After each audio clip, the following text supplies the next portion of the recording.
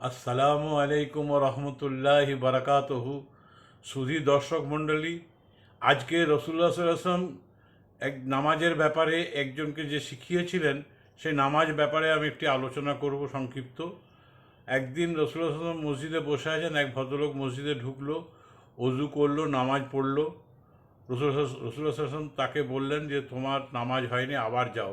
এইভাবে ওই ভদ্রলোক তিনবার নামাজ পড়লো, তিনবারই রসুল্লাহ সাল্লাম বললেন তোমার নামাজ হয়নি।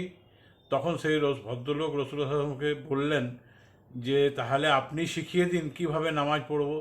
রসুল্লাহ সাল্লাম তাকে বললেন যে তুমি প্রথমে খুব ভালো করে অজু করবে, অজু করার পর নামাজে দাঁড়াবে ধীর স্থিরভাবে, কোরআনে যতটুকু সহজ ততটুকু পড়বে, রুকু করবে, রুকুতে প্রশান্তি আনবে, রুকু থেকে উঠে দাঁড়াবে, এমনভাবে দাঁড়াবে যেন তোমার পিঠের হাড়গুলো নিজের জায়গায় পৌঁছে যায়।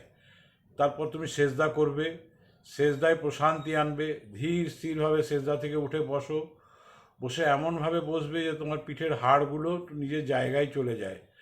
তখন যদি তুমি এই রকম করে নামাজ পড়তে না পারো, রসুল্লাহ সাল্লাম তাকে বললেন তোমার নামাজ না তামাম না তামাম না তামাম, অর্থাৎ পঙ্গু।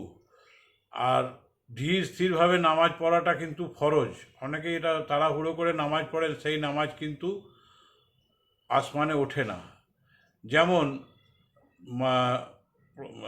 হাদিসে বর্ণিত আছে অন্য বর্ণনায় যে সেই নামাজটা নাকি তার মুখের উপরে ছুঁড়ে মেরে ফেলা হয়। তাই আপনাদের কাছে অনুরোধ যে আপনারা এই নামাজের ব্যাপারে খুব সিরিয়াস থাকবেন এবং ঠিকঠাকভাবে ধীর স্থিরভাবে খুশু ও খুশুর সঙ্গে পড়ার তৌফিক যেন আপনাদেরকে দেয়।